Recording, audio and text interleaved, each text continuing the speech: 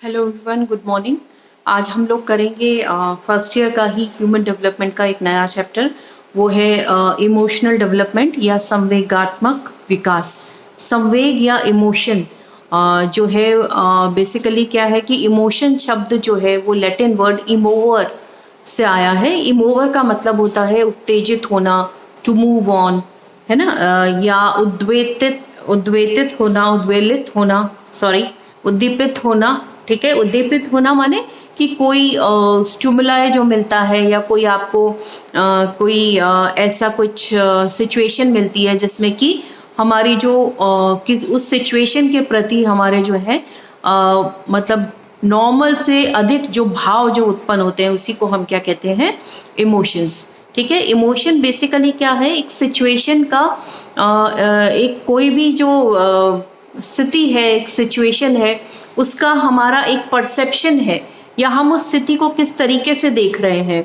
उस स्थिति की वजह से हम लोग के अंदर जो उद्वेग होते हैं या जो भावनाएं उत्पन्न होती हैं वो उस स्थिति को डील करने के लिए या उससे भागने के लिए जो है हमें प्रेरित करता है। या तो हम उस स्थिति को इमोशंस की वजह से बहुत अच्छे से जो है डील कर लेंगे या बहुत अच्छे से कर लेंगे और बहुत वीरता से उसका सामना कर लेंगे, या फिर हो सकता है कि इमोशन की वजह से हम लोग जो है कुछ ऐसा इमोशन होगा जिसकी वजह से हम उस परिस्थिति से अपने आप को दूर हटा लेंगे।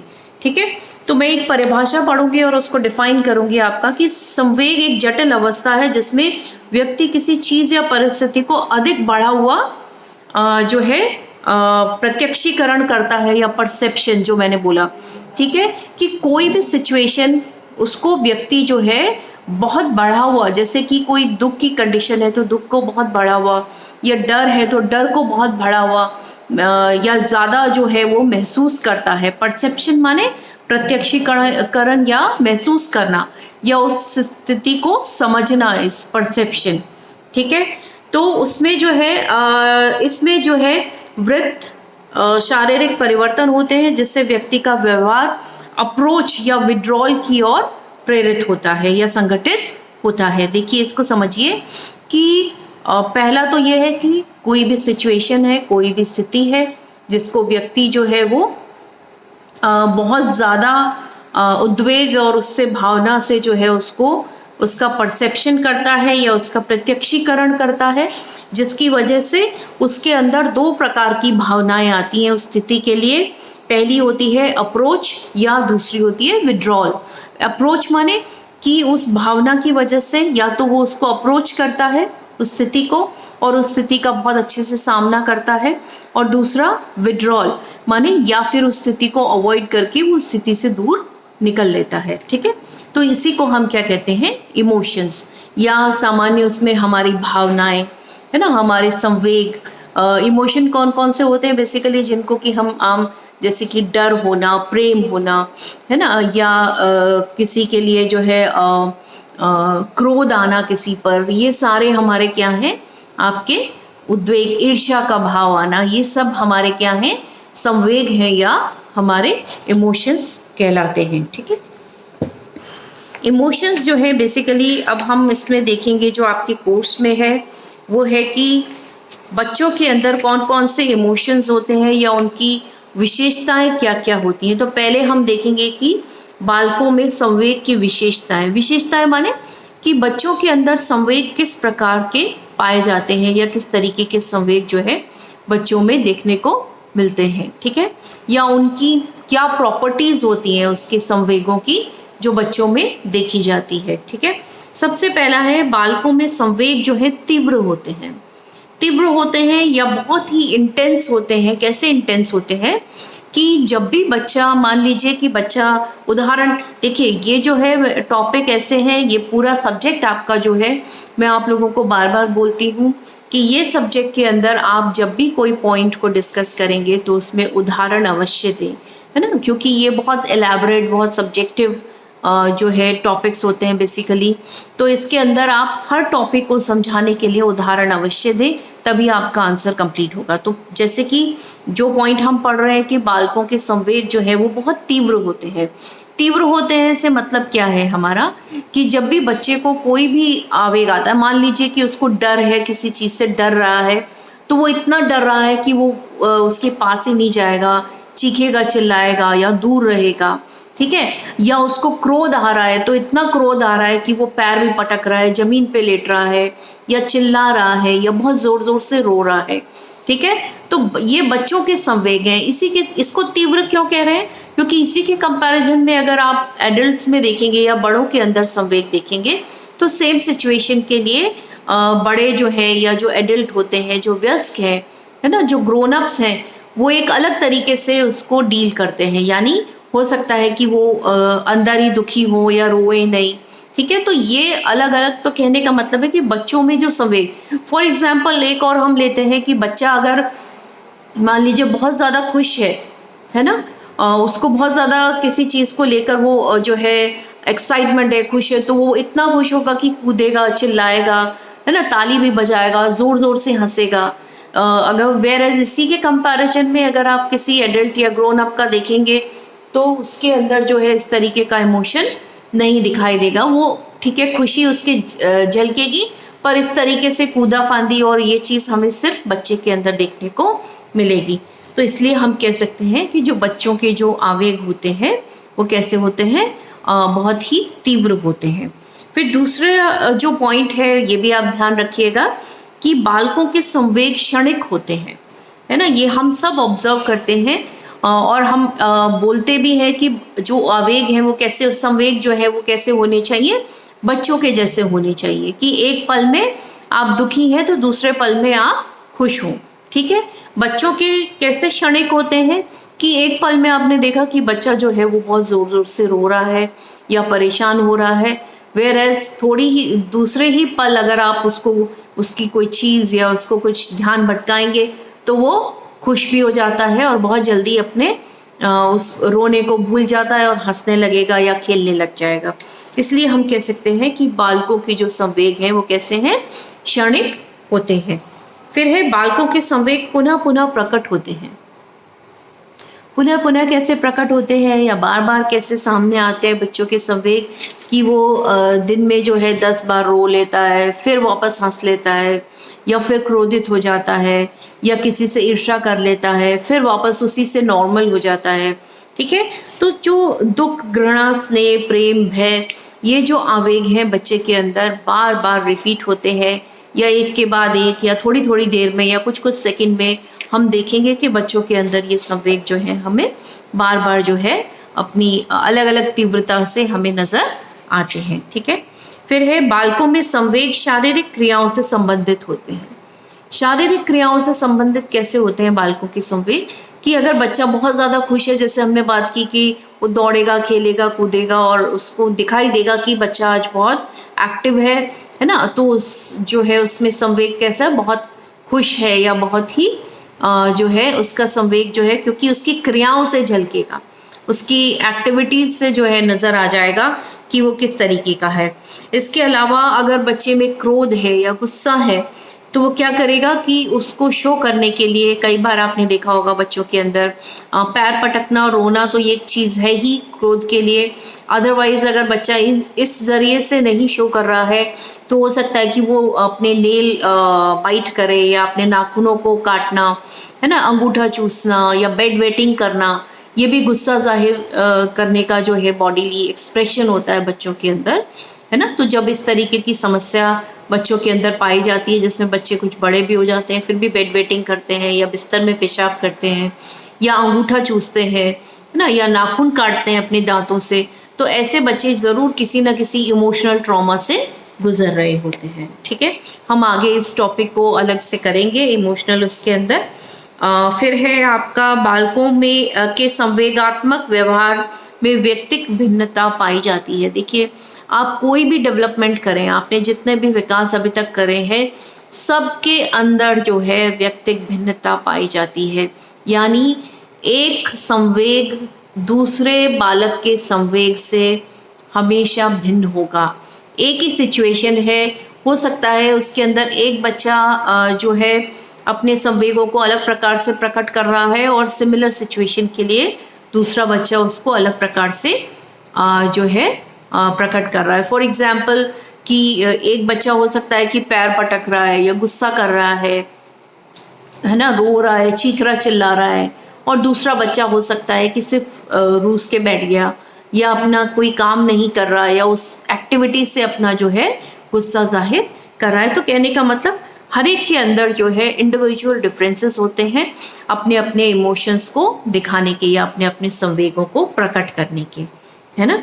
जैसे आप लोग भी देखते होंगे कि जब आप गुस्सा हैं या नाराज़ हैं तो कोई ऐसा हो सकता है कि जो खाना नहीं खाएगा, या कोई ऐसा हो सकता है कि जो खाना नहीं खाएगा या गुस्सा होएगा या अपना शो कर देगा, या जो उसका रूटीन का काम है वो नहीं करेगा, है ना, या सो जाएगा या सिचुएशन से अलग हट जाएगा, कोई फाइट करेगा। तो ये डिपेंड करता है, ये इंडिविजुअल जो है डिफरेंसेस होते हैं या व्यक्तिक भिन्नताएं जो हैं वो पाई जाती हैं। किसी भी डेवलपमेंट में आप देखेंगे, जब उसको आप ये पढ़ेंगे तो व्यक्तिक भिन्नता का ये जो पॉइंट है ये सभी डेवलपमेंट्स के अंदर आप आराम से डाल सकते हैं, ठीक है। उसके बाद है बालकों के संवेग की शक्ति परिवर्तित होती रहती है। बालकों के संवेग की शक्ति कैसे परिवर्तित होती है कि हम अगर छोटे बच्चे को देखें तो उसके संवेग, हमने बात की अभी एक कैरेक्टरिस्टिक पढ़ी कि उसके संवेग कैसे होते हैं, बहुत तीव्र होते हैं कि बच्चा बहुत ज़ोर ज़ोर से रोएगा, चिल्लाएगा, शोर मचाएगा या पैर पटकेगा। लेकिन जैसे जैसे वो बड़ा होता है, धीरे धीरे जैसे जैसे एज उसकी बढ़ती है ना, तो उसका जो उसी इमोशन को प्रदर्शित करने का तरीका है उसकी तीव्रता में भी कमी आती है। हो सकता है कि बड़ा होने के बाद जो है वो ऐसे पैर नहीं पटकेगा, रोएगा, चिल्लाएगा नहीं, है ना, लेकिन अपनी बात को रखेगा या बहस करेगा या लड़ाई कर सकता है या जिद कर सकता है। लेकिन उस तरीके से पैर पटकना और वो सब चीज़ें धीरे धीरे जो इंटेंसिटी है वो परिवर्तित होती है या कम होती रहती है, ठीक है। उसके बाद है बालकों का संवेगात्मक व्यवहार आसानी से पहचाना जा सकता है ना। बालकों का संवेगात्मक व्यवहार कैसे आसानी से पहचाना जा सकता है कि आप देखोगे कि बच्चा जो है बहुत खुश है तो आपको उसकी एक्टिविटीज से पता चल जाएगा कि वो बहुत खुश है, या बहुत दुखी है तो आपको पता चल जाएगा कि वो खाना नहीं खाएगा या अलग बैठेगा या उदास हो जाएगा बहुत ज़्यादा। ये इमोशंस बड़ों में भी या वयस्क में भी या ग्रोन अप्स में भी ये इमोशंस रहते हैं। लेकिन इनको कई बार ऐसा होता है कि कोई अंदर से, आप बड़ों में देखेंगे तो कोई अंदर से बहुत दुखी है या परेशान है, लेकिन फिर भी वो ऊपर से कैसे शो करता है कि वो नॉर्मल है, वो छुपा सकता है अपने इमोशंस को। वेरएज जो बच्चे हैं वो अपने संवेगात्मक जो उनका जो व्यवहार है उसको इस तरीके से प्रकट करते हैं कि उसको देखने से पता चल जाता है कि बच्चा दुखी है, खुश है या ईर्ष्या कर रहा है किसी बच्चे से, है ना। तो ये सब चीज़ें जो है उनमें बहुत ज़्यादा क्लियर दिखाई देती है। उसके अलावा है बालकों के संवेग मूर्त वस्तुओं और परिस्थितियों से संबंधित होते हैं।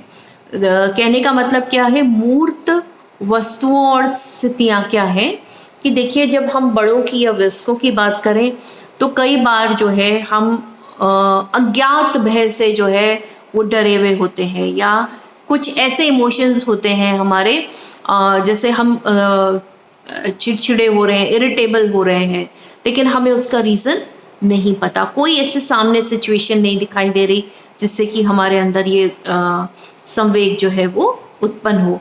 लेकिन बच्चों के अंदर अगर हम देखेंगे तो बच्चे क्या है, क्योंकि बच्चों में एब्स्ट्रैक्ट थिंकिंग नहीं होती है, बच्चे सामने जो सिचुएशन है केवल उसी को देखकर उसी के अनुसार रिएक्ट करते हैं, वो एब्स्ट्रैक्ट थिंकिंग नहीं करते।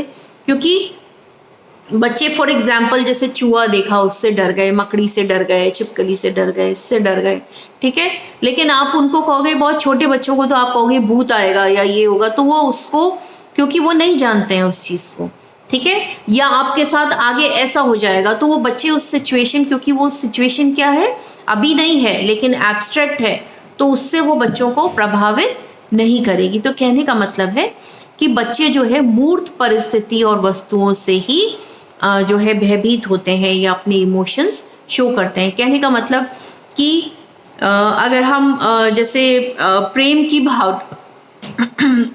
की भावना की इमोशन की हम बात करें तो जैसे बच्चा जब होता है तो उसको जो केयर कर रहा है, उसका जो ध्यान रख रहा है, वो ही उसके लिए उसके माँ बाप हैं, ठीक है। उसको ये नहीं पता है कि ये मेरे माँ बाप हैं या नहीं है। तो कहने का मतलब जो उसकी केयर कर रहा है, जो उसके सामने है, जो उससे खेल रहा है, जो उससे बात कर रहा है, तो वो उसके लिए ही इमोशंस शो करेगा। बच्चे के साथ में ये चीज़ नहीं है कि वो एब्स्ट्रैक्ट थिंकिंग करके किसी और के लिए अपने इमोशंस प्रकट कर सकता हो, या किसी ऐसी सिचुएशन के लिए जो सिचुएशन या जो परिस्थिति उसके सामने नहीं है, ठीक है। इसके बाद हम देखेंगे कि बच्चों में कुछ दो इमोशंस हैं जो आपको करने हैं या थोड़ा डिटेल में करने हैं। इमोशंस बच्चों के अंदर बहुत सारे होते हैं। इसके अलावा थोड़ा सा मैं पॉइंट आपको, थोड़ा आउट ऑफ कोर्स है, कोर्स में नहीं है डायरेक्टली, लेकिन फिर भी हमें इमोशंस को समझने में वो पॉइंट्स जो है वो थोड़े से अच्छे से क्लियर करने के लिए जो है आपको मदद करेंगे। अच्छा, इसमें पहले हम भय का जो इमोशन है उसको देखते हैं, भय या फियर, ठीक है। फियर क्या होता है बेसिकली, कि फियर होता है किसी भी सिचुएशन, कोई ऐसी सिचुएशन जिससे कि विड्रॉल हमें होता है। हमने इमोशंस की बात की कि या तो हम उसकी तरफ अट्रैक्ट होते हैं इमोशन की वजह से, या फिर हमारे अंदर इमोशन की वजह से इस तरीके की सिचुएशन होती है कि हम उस परिस्थिति से अपने आप को दूर करते हैं या हमारे अंदर विड्रॉल होता है, ठीक है। तो भय एक ऐसा है, सीखा हुआ इमोशन है या सीखा हुआ संवेग है। क्योंकि आप देखेंगे कि भय क्या है, बेसिकली हम लोग बच्चे को एक क्रिएट करते हैं, ऐसा करोगे तो ये हो जाएगा, ये करोगे तो ये हो जाएगा, है ना। या वो अपनी परिस्थितियों से सीखता है। मान लीजिए उसने कभी गर्म कप को छू दिया तो उसको ये भय हो गया कि ये चीज़ जो है वो गर्म है।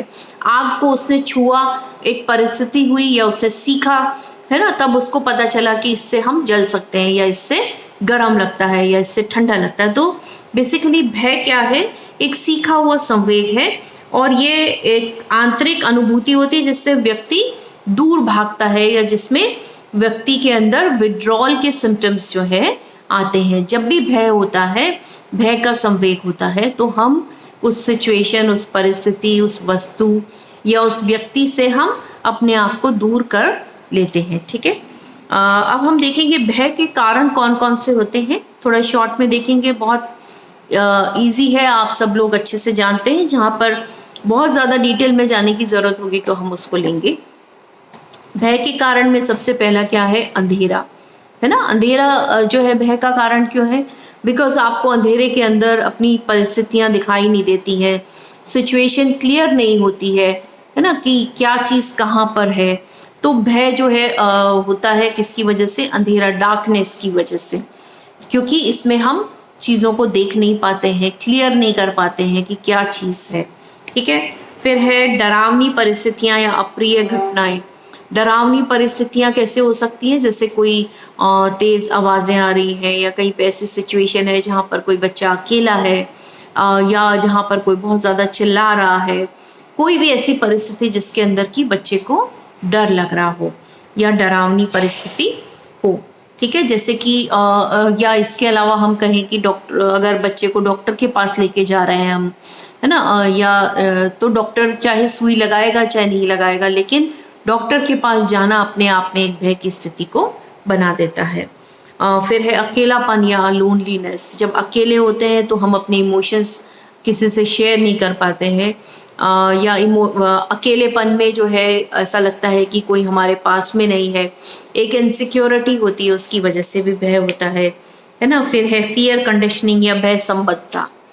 कंडीशनिंग, फियर कंडीशनिंग क्या होती है कि कई बार ऐसा देखने को मिलता है कि हम पेरेंट्स जो है, या टीचर्स हैं, या फ्रेंड्स हैं, है ना, जो भी हमारे साथी हैं, वो इस तरीके का माहौल बना देते हैं जिससे कि बच्चे में भय, या किसी भी व्यक्ति में भय का जो संवेग है वो उत्पन्न होता है कि अरे ये ऐसा होगा, ये ऐसा होगा, है ना, हाइपोथेसिस बनाना, या जो सिचुएशन है नहीं उसको क्रिएट करके बताना, है ना, उसको एक प्रत्यक्ष रूप में उसके सामने करना, एक सिचुएशन बनाकर किसी के सामने रखना, फिर ऐसा होगा, फिर ये होगा।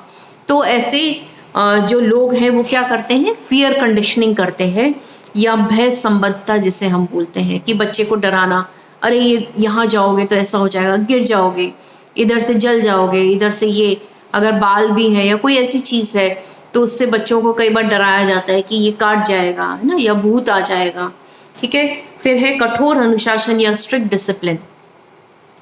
बहुत ज़्यादा स्ट्रिक्ट डिसिप्लिन होता है या कठोर अनुशासन होता है, उसकी वजह से भी बच्चों के अंदर जो है भय उत्पन्न हो जाता है कि हम अगर ये काम ऐसा नहीं करेंगे या ये कहना नहीं मानेंगे, ये बात नहीं मानेंगे, तो हमें जो है पनिशमेंट मिल सकता है, या जो है हमें कोई डांटेगा या हमें मारेगा।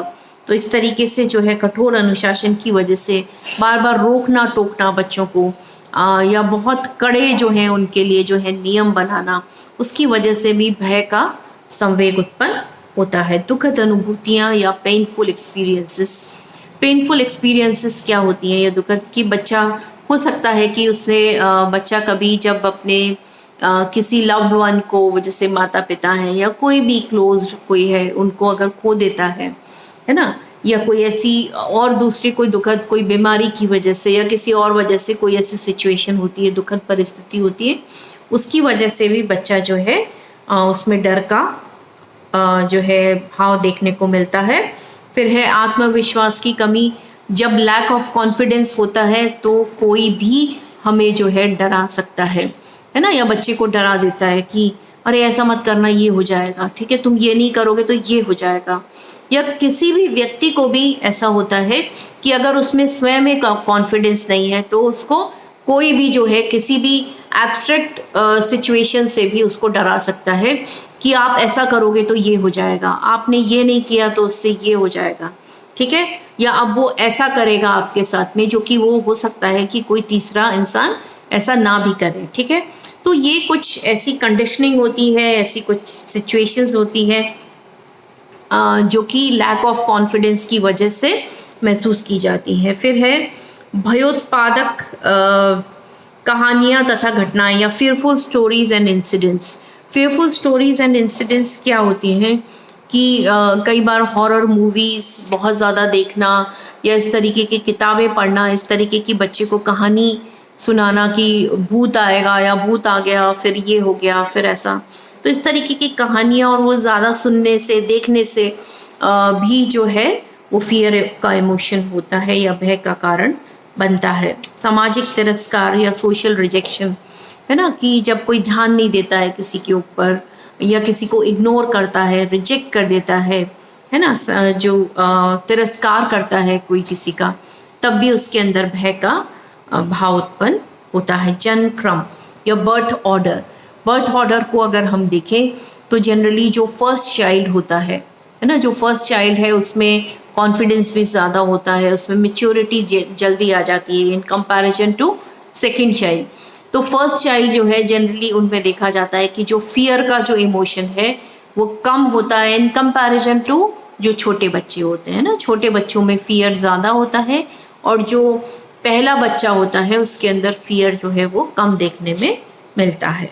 फिर है अज्ञानता या इग्नोरेंस, है ना। अज्ञानता क्या कि जब हमारे अंदर अज्ञानता होती है, हम किसी सिचुएशन को जो है पहचानते नहीं है या हमें किसी चीज़ के बारे में पता नहीं है, तो कोई भी हमें उसके बारे में डरा सकता है।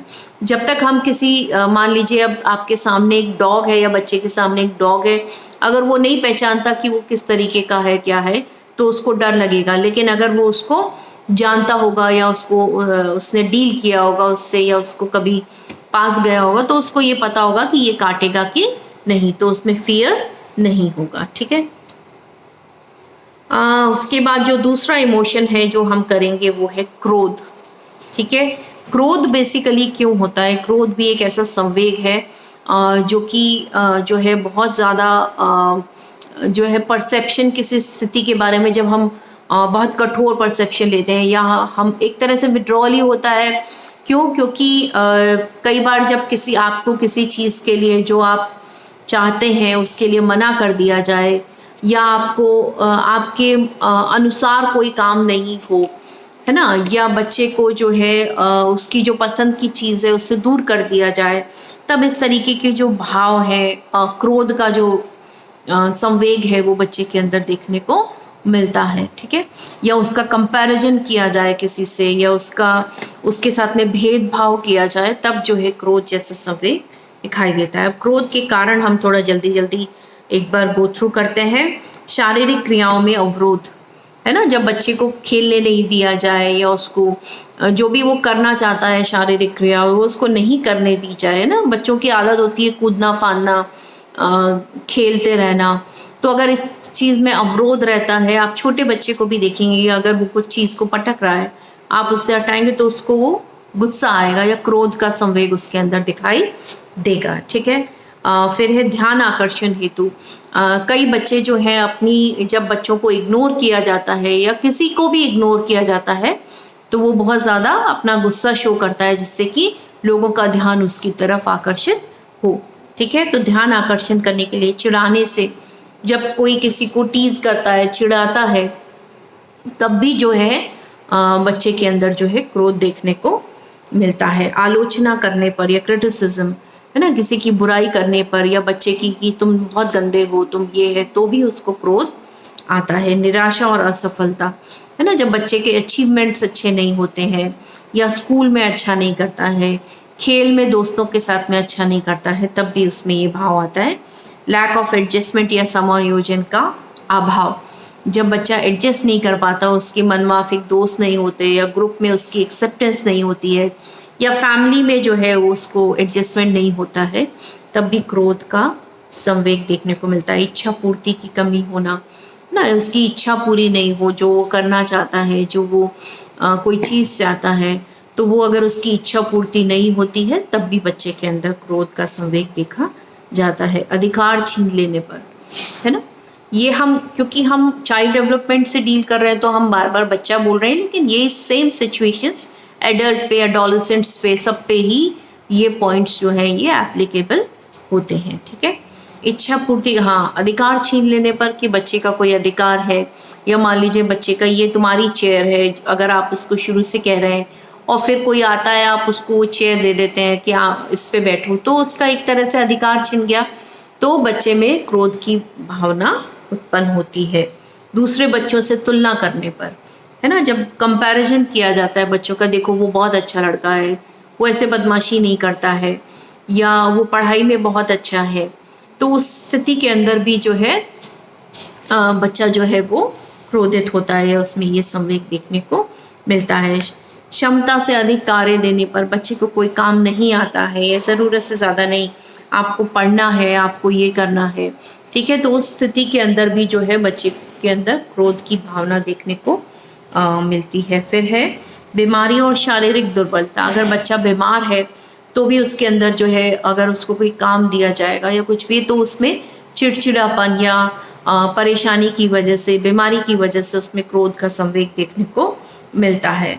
फिर है शरीर की आंतरिक दशाएं या इंटरनल, जो कुछ ऐसी सिचुएशंस होती हैं कई बार कि बच्चा भूखा है या उसको कोई तकलीफ़ है, कुछ उसको फिज़िकल एलिमेंट है, कोई उसको डिस्ट्रेस है, तो उसकी वजह से भी, या उस बच्चे के शरीर में कोई तकलीफ़ है तो उसकी वजह से भी उसमें क्रोध की भावना रहती है। अरुचिकर कार्य, अगर बच्चे के पसंद के काम नहीं हो, है ना, जो उसको पसंद नहीं है काम करना, अगर वो आप उसको करवाते हैं, मान लीजिए बहुत सारे बच्चे ऐसे देखने को मिलते हैं कि खेलना उनको बहुत पसंद है, लेकिन आप जब पढ़ाई की बात करेंगे या पढ़ने के लिए बैठाएंगे ज़बरदस्ती, तो उनमें क्रोध का संवेग बहुत ज़्यादा देखने को मिलता है, क्योंकि वो अभी जो है वो अरुचिकर जो है एक्टिविटी है उनके लिए।